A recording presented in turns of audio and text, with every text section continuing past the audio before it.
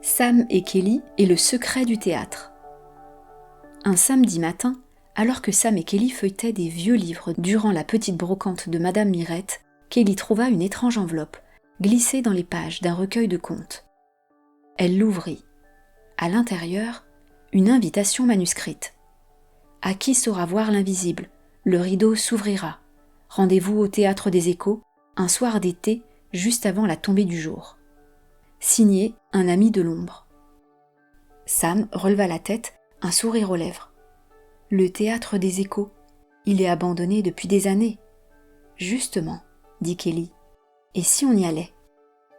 L'après-midi arrivait à sa fin, juste avant la tombée de la nuit. Elles arrivèrent devant l'imposante façade du vieux théâtre. Des lierres grimpaient sur les murs. Les lettres dorées du nom s'étaient effacées, mais on devinait encore « Écho ». La grille grinça en s'ouvrant. À l'intérieur, une grande salle poussiéreuse les attendait. Au fond, un rideau de velours pourpre.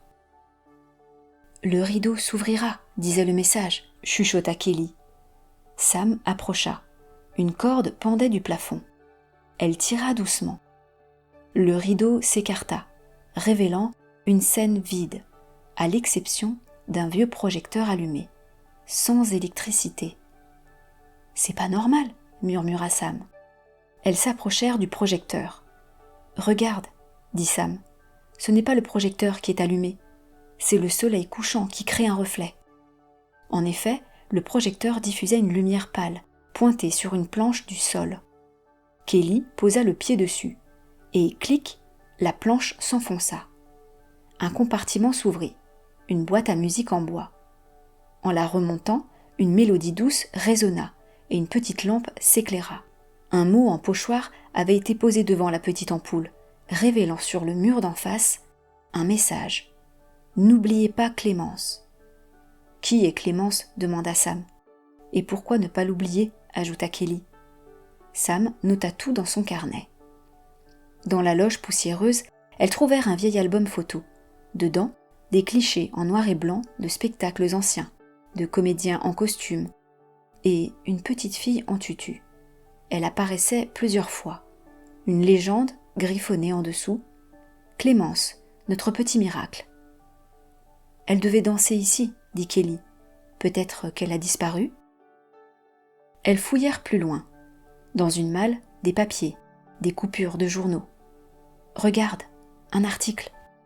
Accident pendant une répétition. Le Théâtre des Échos ferme ses portes. » C'était il y a 20 ans. On ne dit pas ce qui est arrivé exactement, juste que Clémence ne s'est jamais représentée. Les filles décidèrent d'interroger les plus anciens du quartier. Madame Lupescu, coiffeuse retraitée. Clémence, une vraie étoile, mais après ce qu'elle a vu ce jour-là, elle a refusé de remonter sur scène. Puis elle est partie chez une tante dans les montagnes. Monsieur Henri, ancien gardien du théâtre. Elle cherchait toujours son lapin blanc, un doudou. Après l'accident, il a disparu. Elle était inconsolable. Odette, la couturière, ancienne costumière du théâtre. Elle notait tout dans un journal qu'elle appelait son journal de danseuse. Je me souviens qu'elle parlait d'un passage secret, derrière le rideau. Le journal de Clémence, où est-il maintenant ? Se demanda Sam. Volé ou caché, peut-être toujours dans le théâtre, proposa Kelly. Elles revinrent au Théâtre des Échos, de nuit. Il y a un endroit qu'on n'a pas fouillé, le dessous de scène, dit Sam. Elles descendirent une trappe grinçante. Sous la scène, un monde d'ombre, de toiles d'araignée et un coffre en bois. À l'intérieur, des papiers, un tutu d'enfant et un journal à la couverture rose. Elles l'ouvrirent avec précaution.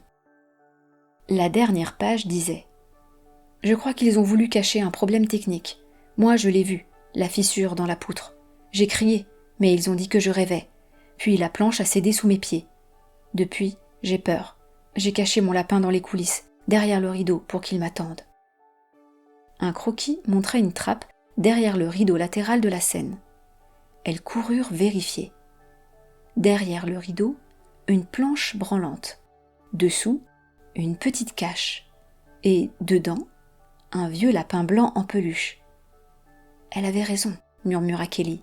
« Elle a tout vu et elle a eu peur. » Sam serra le doudou dans ses bras. Il est temps de lui rendre. Grâce à Odette, elles retrouvèrent la tante de Clémence dans un village à 1 heure de route. Clémence vivait toujours là, désormais jeune adulte. Elle fut stupéfaite de voir 2 petites filles devant sa porte, accompagnées par un de leurs parents, avec son lapin blanc. Elle sourit doucement, les yeux brillants. « Vous l'avez retrouvé ? Je croyais qu'il était perdu à jamais, je ne me souvenais plus où il était. » Elles s'installèrent autour d'un chocolat chaud et Clémence raconta tout. « Ce jour-là, j'avais senti que quelque chose clochait, une poutre fissurée, au-dessus de la Seine. J'ai eu le réflexe de crier. Mais la planche a cédé, je suis tombée et me suis blessée à la cheville.